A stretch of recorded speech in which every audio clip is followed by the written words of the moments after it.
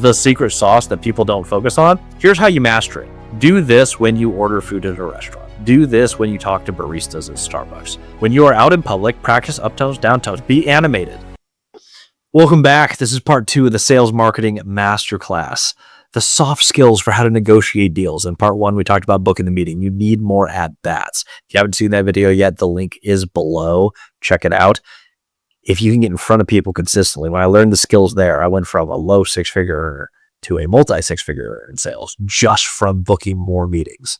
More opportunities, more meetings is awesome. But once you're actually in that meeting, that's what we're talking about today, what are some of those soft skills that make your meetings fantastic? In our next video, we're going to cover some of the talk tracks that we have. But I think this is the real meat of it. If I can get to the meeting, say the same things as you do, but I say it differently than you do, and my body language is different than yours, I will outsell you by a huge margin. Now, I bought $35 million of real estate. I've sold over $10 million of real estate, both for myself and as a real estate broker. I've sold for the CoStar Group. I've done hundreds of millions of dollars of contract in marketing contracts, in sales contracts. I've done it in data contracts. I've even done it in apparel. I have sold a ton of product across industries. These skills relate exactly one-to-one, just translate perfectly to real estate. So you've booked a meeting. You're now sitting in front of the seller. Here is the soft skills that you need. First of all, your conversation is going to follow a story arc. And this is so important if you're trying to sell anything. There is an overarching beginning and end. We call this an anchor.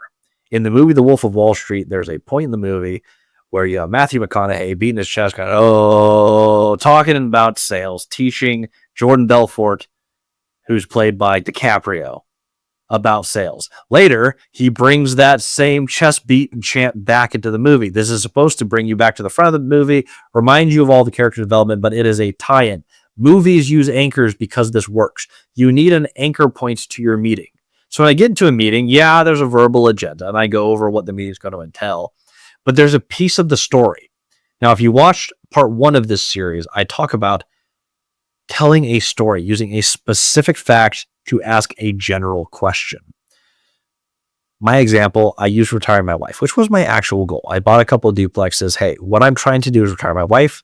She had recently got injured at work. So my goal of retiring her one day through duplexes needed to be accelerated. So my reason for the call is I'm reaching out to people specifically who have done the thing that I want to do. They bought bigger real estate. They can maybe help me move faster. That's why I'm calling. It makes a ton of sense.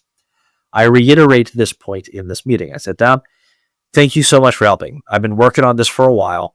I've bought these couple of duplexes. It means the world to me that you're sitting down with me because you've done what I want to do. I believe that if I buy larger buildings, they have more tenants. And with more rentals, there's more top line. And with more top line, there's more bottom line.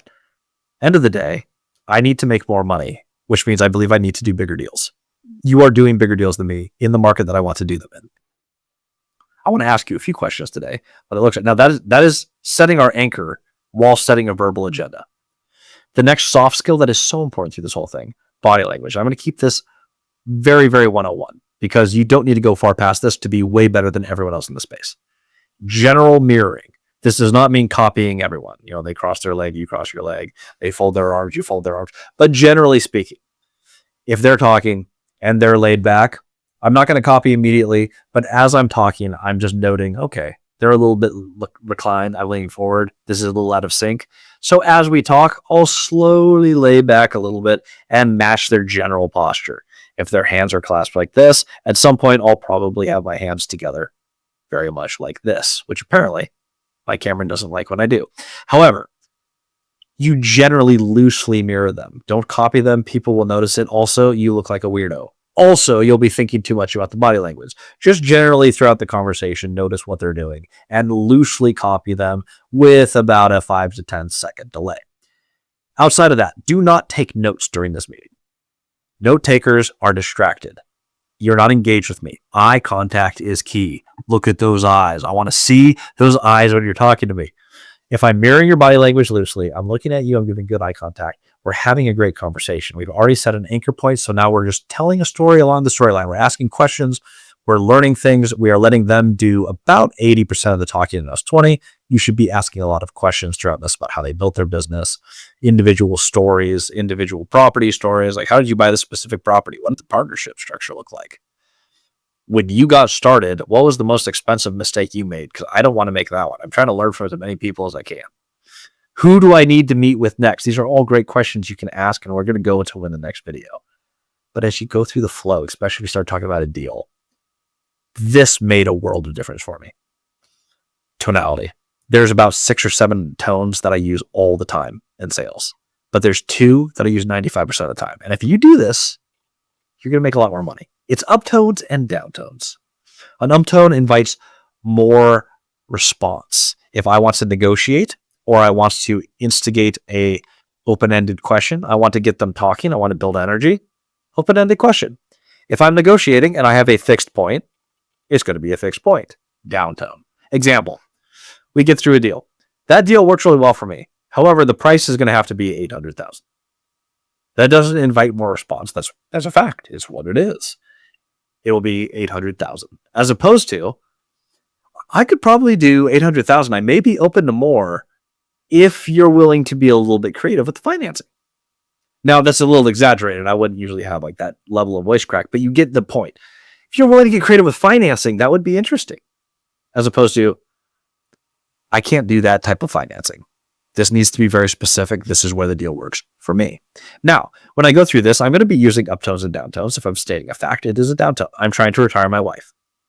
Now, how I do it is going to depend very much on the strategies that I follow. I'm really curious on how you got started. Up and down. What most people do is they focus on the words. And so you're there.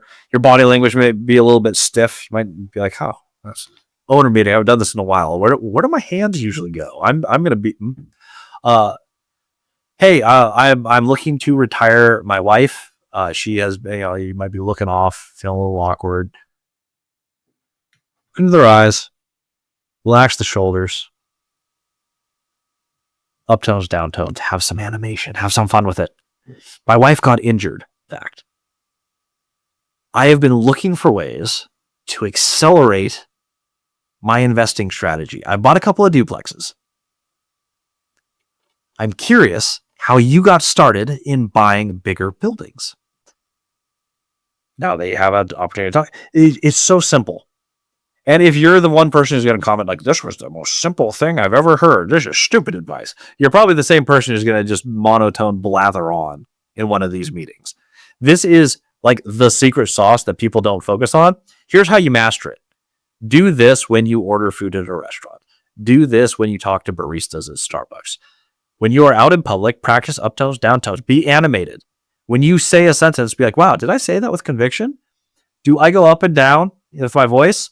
Does my volume stay the same all the time? Or am I, when I'm thinking, am I a little quieter? When I'm animated, am I a little bit louder? You're not yelling in their face, but you get the point.